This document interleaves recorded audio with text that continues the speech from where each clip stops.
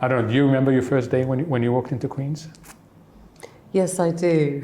And? I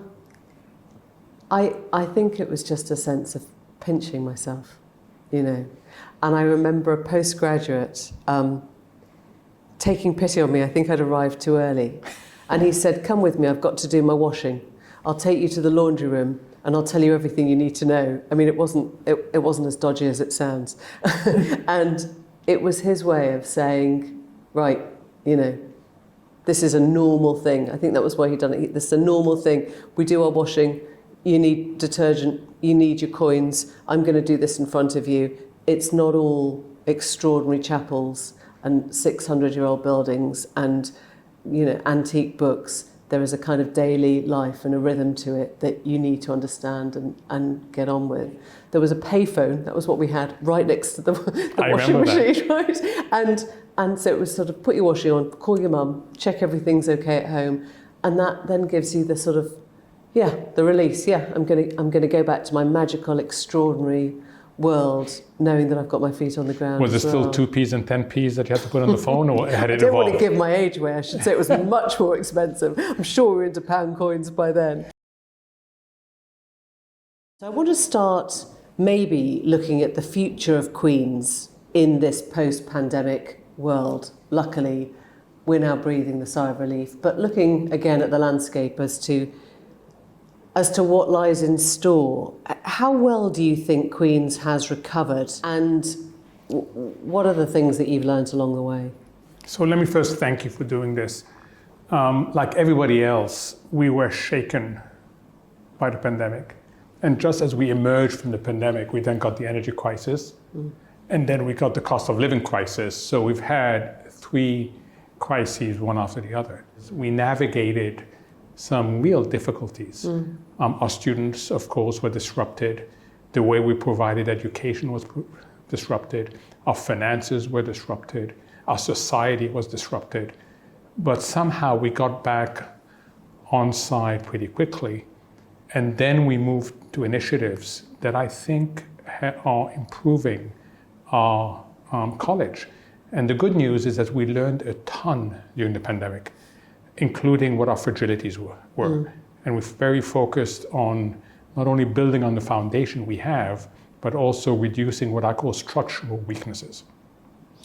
And what does that mean then in terms of the challenges that lie ahead now? I mean, you can tell me if they're academic, if they're financial, if they're social. What do you think Queen's is really facing now? So we face 5 major strategic challenges. One is to continue to evolve how we deliver education, how we do research, and to make sure that we maintain academic excellence. That's what we're here for. Second is that we support our students and make sure that we have an inclusive, diverse society that mutually respects each other and helps each other out. And we're very lucky to have that. Third is infrastructure. We are constrained, seriously constrained.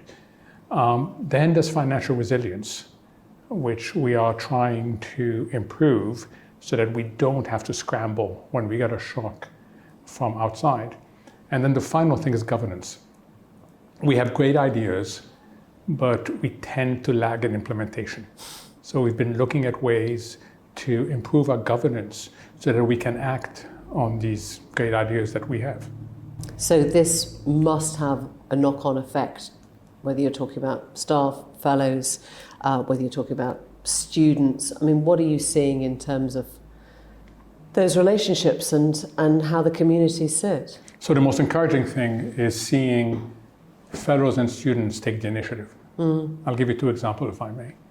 In the midst of the cost of living crisis, I'm asked to be seen by our catering colleagues. And I was convinced that I was going to hear bad news. We need to increase the budget.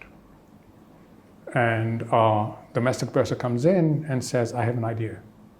I want to help our students out, and I want to reduce the cost of a meal to £3. And I want every student to have access to a hot meal, breakfast, lunch, and dinner for £3. I said, how are we going to do that? He said, without incurring any costs.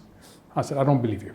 So he delivered the data that showed that by increasing throughput through the cafeteria, we manage our inventory of food much better. We have much less waste. So in fact, we get revenues without extra cost. I said, let's try it. I believe in experimenting. It was a huge success. Not only were we able to do it in a financially responsible manner, but our students loved it and they're bringing their friends. Another initiative came from one of the fellows who recognized that we need to provide life skills to some of our students, Right. especially those from difficult socioeconomic backgrounds.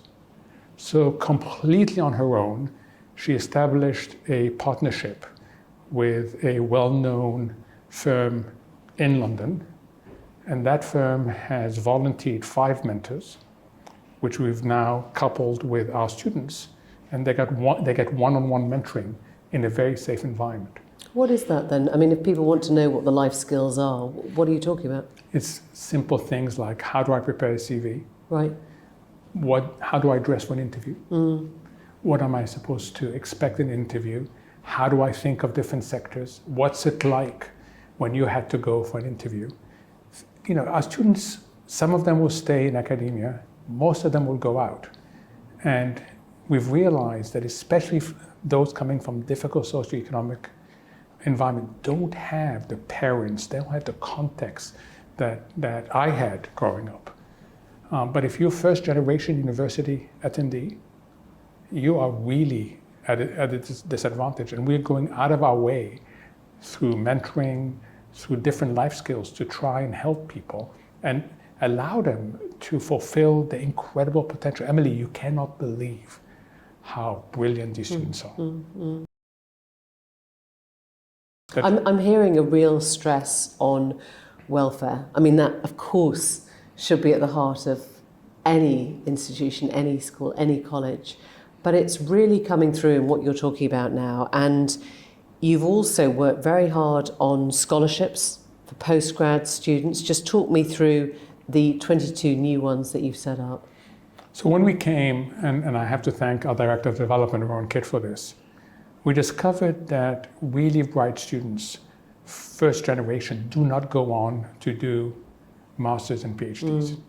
And I remember when I was working in an investment company which hired mainly postgraduates, we hardly saw any diversity, Right. socioeconomic, cultural, and we kept on being told there was no pipeline. So when we looked into it, we realized there are 2 binding constraints. The first one is being able to fund themselves.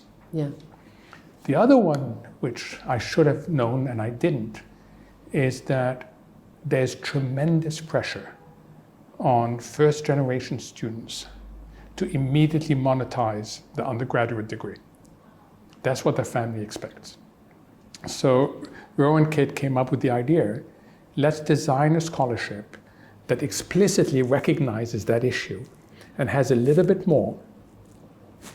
And we call them the Alexander Crummell Scholarships after the first African-American who came to Cambridge, to Queens.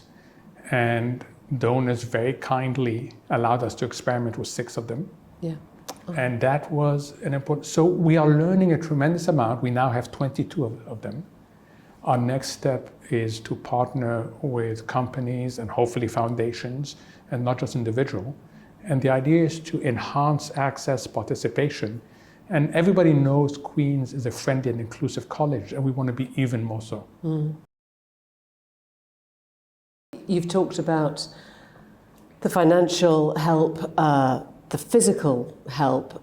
We should talk about mental well-being as well, because the stuff that you can't see always is probably some of the hardest to deal with and the most important to deal with. It is a real issue, and I think if you talk to parents, if you talk to people who look after students, they tell you that mental health is a big issue. Again, Queens is amazing, and this happened way before I came, but a decision was made about 10 years ago to bring into the college welfare and well-being services. Not expect our students to go somewhere alien that's provided by the university. To bring it in-house. To bring it in-house. Yeah. And our head of welfare, Tim Harling, just a superb person, led this process, and it has been incredibly impactful. Other colleges looked at us in the beginning and said, is that really a good idea? Now they are following our footsteps. I mean, on all the things we do, ultimately, it is how do we enable these incredibly bright minds to take advantage of a transformational opportunity that will not just change their lives, but change the lives of subsequent generations. And when they leave, and I speak to them on their graduation day, I of course congratulate them, and I ask them to thank their parents, their friends that made all this possible. And I say, you stand on the shoulders of many other people. And my hope is after you've done all the things you want to do in life, you'll think about giving other people the same opportunity you were given, because you're here because other people cared. Let's talk a little bit about fellowship. I speak as an honorary fellow, and you have 60 official fellows. One of the things that Queen's has really tried to do is increase diversity amongst the fellowship now. How's that going? So there's two aspects of diversity. One is to make sure that we have a range of fellows that represent the population and represent our students. And that's really important because they are role models. I spoke to the first 36 women who came to Queen's in 1980 because it was the 40th anniversary. And their major complaint at the time is not only were they a minority, but they had very few role models. There was one female fellow. And that was a real issue. So we're trying, I must say, we're not where we want to be, but we are making progress. We just got another targeted fellowship that will help us make some progress. The other diversity we're looking for is interdisciplinary. Right. Increasingly, people are thinking across disciplines. So not only are we deepening our subject expertise, but we also are broadening it and trying to enhance more and more interdisciplinary. Now, our fellows love it. They do it informally. Every time you go to lunch, they never know who they're going to sit next to because it depends on the order you come in. And many of them end up by having discussions that lead to research, that lead to really interesting exploration.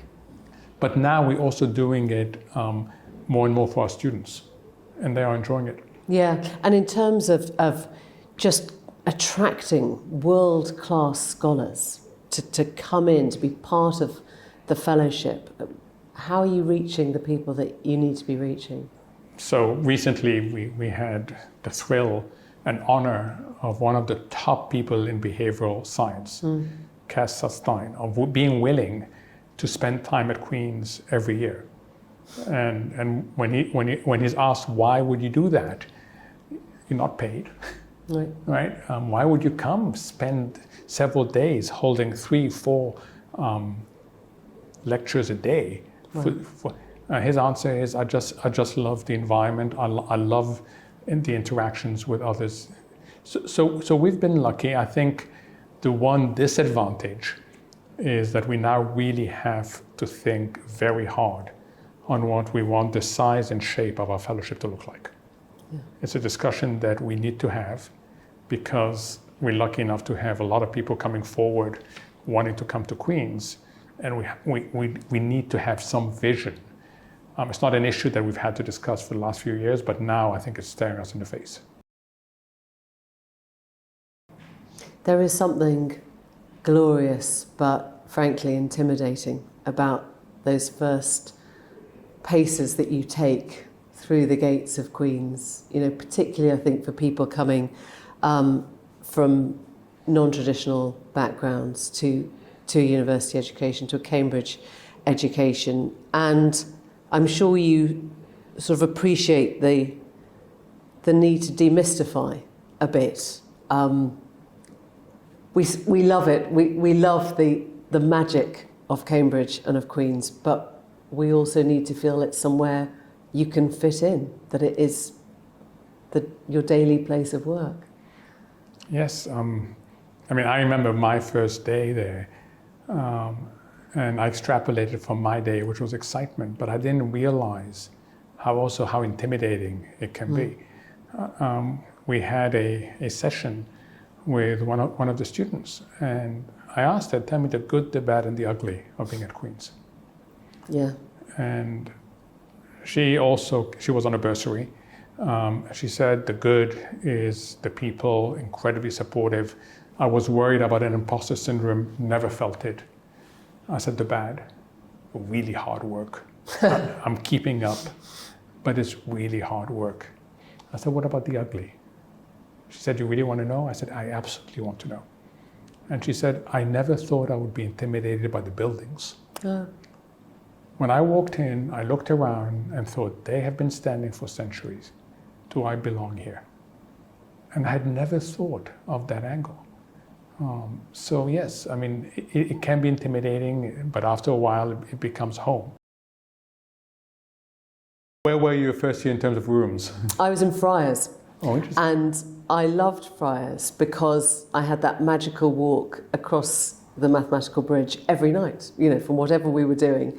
To be fair, most of the parties were going on, at the other side. And there was a sense always of that escape through the cloisters and through Old Court. And at the end of my first year, I was in the May Week, the Bats production in the Old Court as Isabella in Measure for Measure.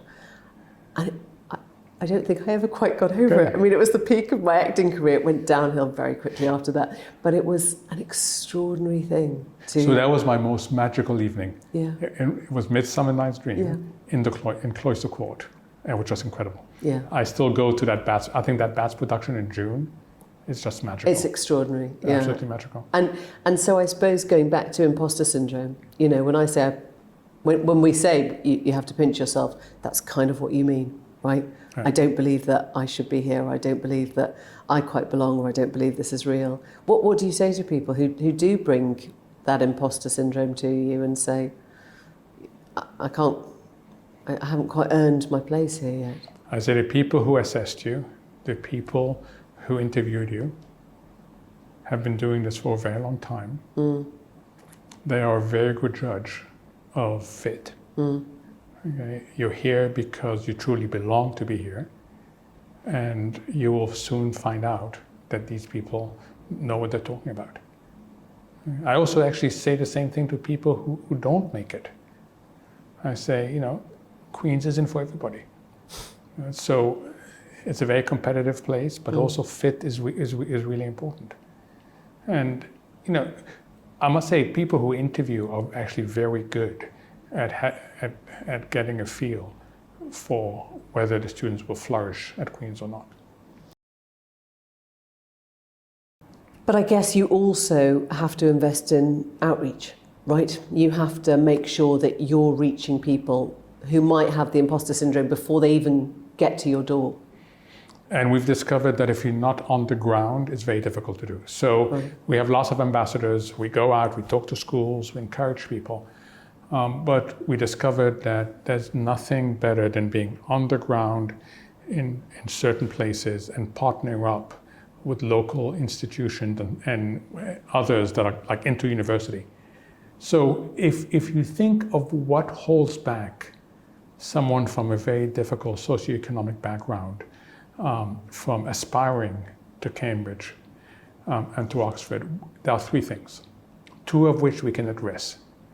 One is not knowing what it's about, not believing they can fit in, not thinking they can ever be good enough. We start interacting with schools in year 9, and we try to demystify Queen's and Cambridge, and we try to encourage people to aspire. That's necessary but not sufficient. The second thing is you've got to demystify the whole thing, the whole experience for the teachers. The teachers have to be confident that they can support the ambitions of their student. So one of the things that we've done is bring teachers from schools that don't typically send people to Oxbridge, and have them observe interviews. And we demystify the whole interview process for them. And that again is necessary. The third one that we haven't done yet because it's very hard is parents. Right. Believe it or not, certain parents feel that somehow if their kid leaves home and travels away to university, you'll never get them back. They'll never get them back. Yeah.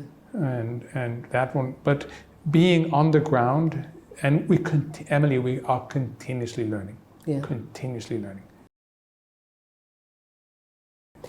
You spoke about the £3 hot meal. Given that we are still in a very heavily inflationary environment, with no kind of obvious immediate end in sight, what else are you doing for students who just actually can't afford it, can't get around the cost of living? So we've done a few things. One is we decided not to pass on the full inflation that we felt. That was a decision that the governing body made. Mm. Again, there's a notion of burden sharing that's really important. The other thing we've done is, of course, we've increased our bursaries. So our donors have been incredibly generous in making sure that the cost of living doesn't derail students that really deserve to be there and are going to have a huge positive impact on society. And then the third thing we've done for what we call the squeezed middle. So what's interesting is there are bursary for the lower income people. The higher income people tend to be able to rely on wealth and savings. It is the people in the middle that get squeezed. Mm. And we've introduced more hardship funds. Mm.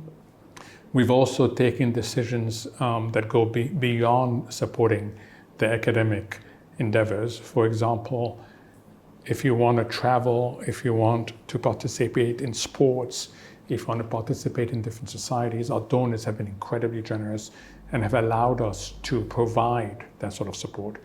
So every student at Queen's will have the same opportunity to buy a hockey stick, to buy kit for rugby, whatever.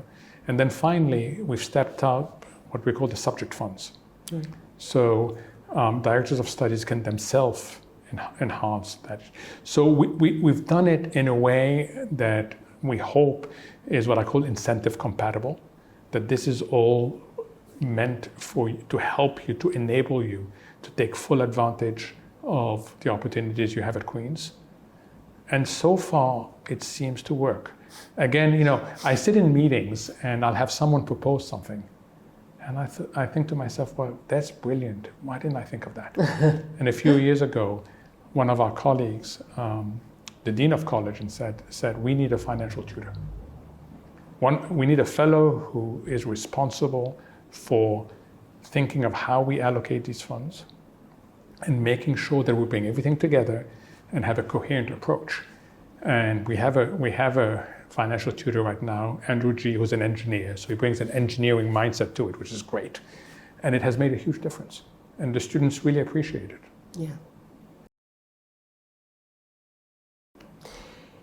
You talked about the challenges of infrastructure, and you've also talked about the beauty of Old Court, and we know that Queen's is a gem of a college just to walk around, to feel. But you must have concerns about the amount of history that those cloisters contain and how you preserve those buildings for the future. So I feel it every day. I live in the President's Lodge, which is one of the biggest privileges. Mm. And you experience history just, walking to the kitchen. And my wife, Anna, has always said, we are here conservators. That's our role. Our role is to leave the lodge in a better shape than we found it. And that's what the responsibility of every president who lives in the lodge. So, we are very proud of what we have. It's a bit of a headache.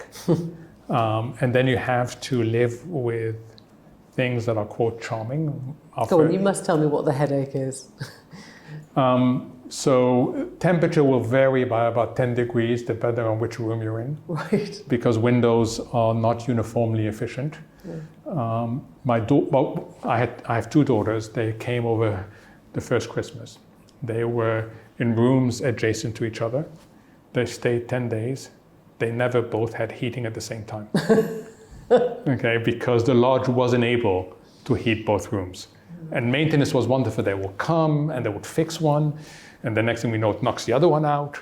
So we introduced them to something that certainly my generation was familiar with, which is a heater that you stick into the wall.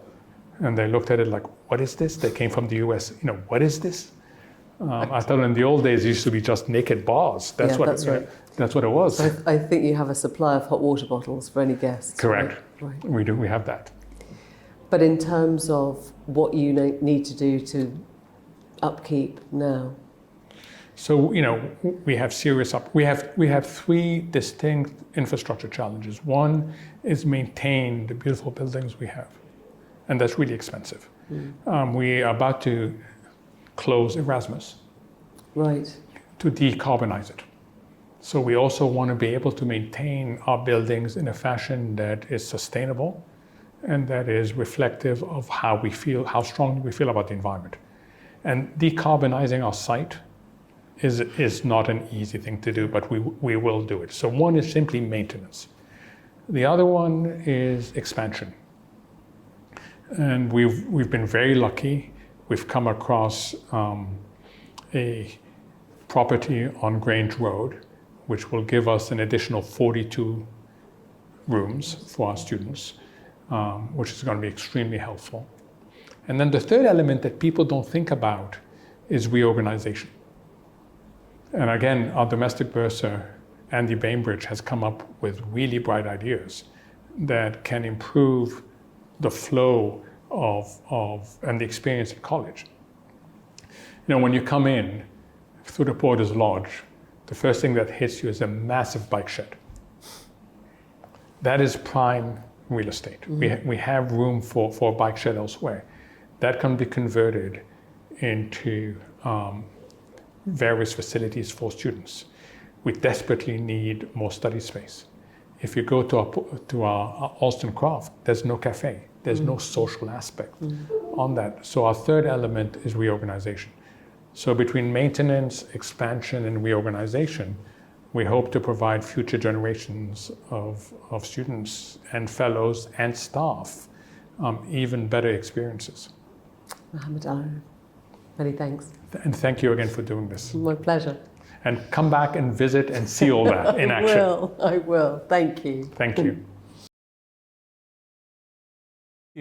People love either being in Friars or Fisher their first year because they go to Cribs for the parties. Yeah, exactly. And then you can run away. And then you go I back. loved. So I chose Friars because we had a gas fire, and that was really important. You had a sink and a gas fire, and I was like, that's worth everything. I didn't feel I needed to be any closer. Was it coin based or did you have it on all? Did you have to put coins in there? Such a good question. I was in all court. What? I don't think it was. My worst room, I have to say, was I played the system so badly.